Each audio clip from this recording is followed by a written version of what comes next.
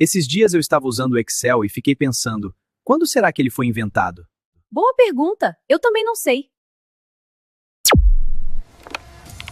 Se tem uma ferramenta que quase todo mundo usa ou já usou na vida, é uma planilha, não é verdade? A gente usa para tudo, mas raramente paramos para pensar em como ela se tornou essa potência que é hoje. Bom, é exatamente essa história que a gente vai desvendar agora, a evolução do Excel contada em 5 grandes revoluções.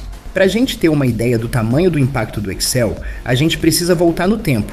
Antes dele, o mundo das planilhas era assim bem rústico.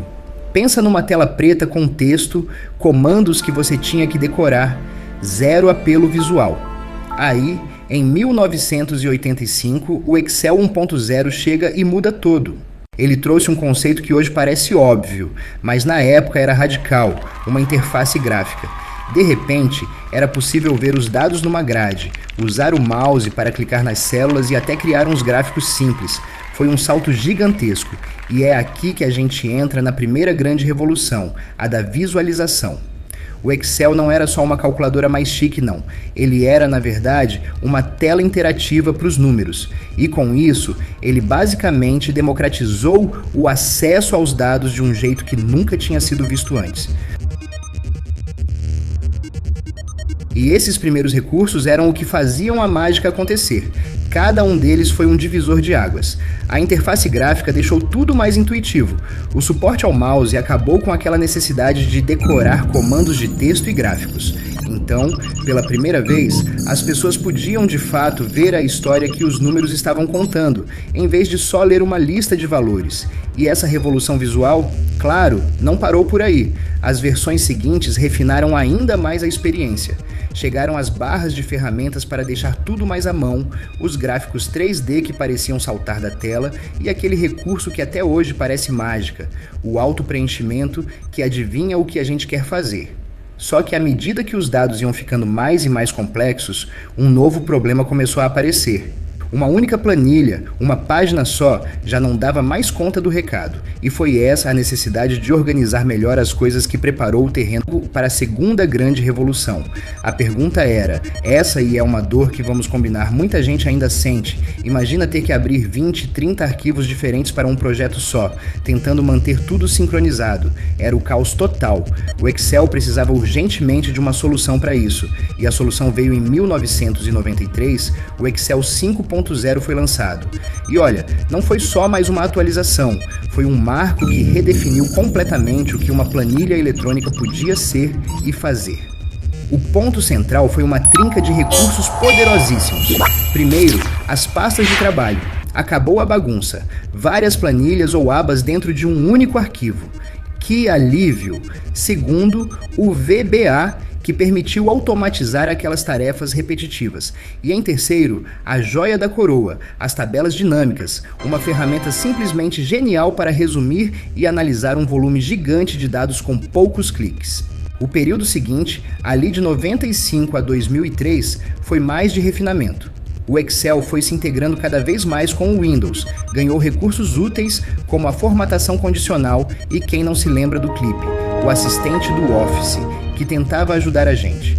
Foi também nessa época que o programa começou a olhar para a internet, se preparando para um mundo bem mais conectado. Depois desses anos de estabilidade, o Excel estava pronto para sua mudança mais radical e com certeza a mais controversa de todas. A terceira revolução não foi sobre um novo recurso, mas sobre o jeito como a gente interage com todos eles. Com o Excel 2007, a gente deu adeus àquela confusão de menus e barras de ferramentas. No lugar entrou a faixa de opções, a famosa Ribbon. A ideia era organizar os comandos de forma lógica em abas para deixar tudo mais fácil de achar.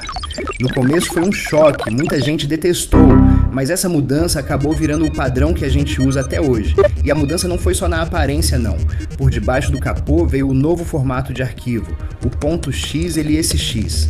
Na prática, isso significou arquivos bem menores, mais seguros e, o mais importante, muito menos prováveis de corromper. Uma mudança técnica fundamental. Aí a gente chega na quarta revolução, que foi empurrada por uma força que veio de fora, a explosão de dados no mundo. Era o tal do Big Data batendo na porta e o Excel precisava acompanhar esse ritmo. A tela da planilha literalmente precisava crescer, por muito, muito tempo. Esse foi o limite, pouco mais de 65 mil linhas. Na época parecia um número infinito, mas com a chegada do Big Data isso aí virou uma verdadeira gaiola.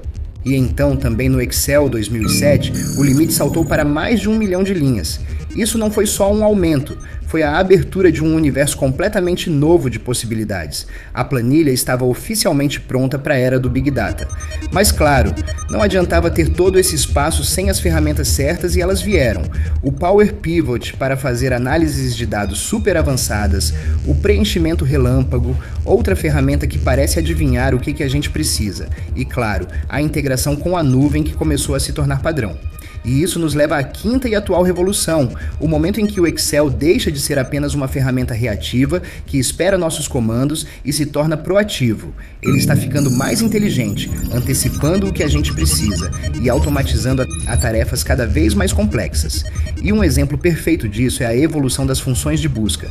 Por décadas, quem usava planilha sofreu com a rigidez do PROC-V. Era poderoso, mas era frustrante. Aí veio o PROC-X, uma solução infinitamente mais flexível, mais simples e mais intuitiva. Ele simplesmente funciona sem dor de cabeça.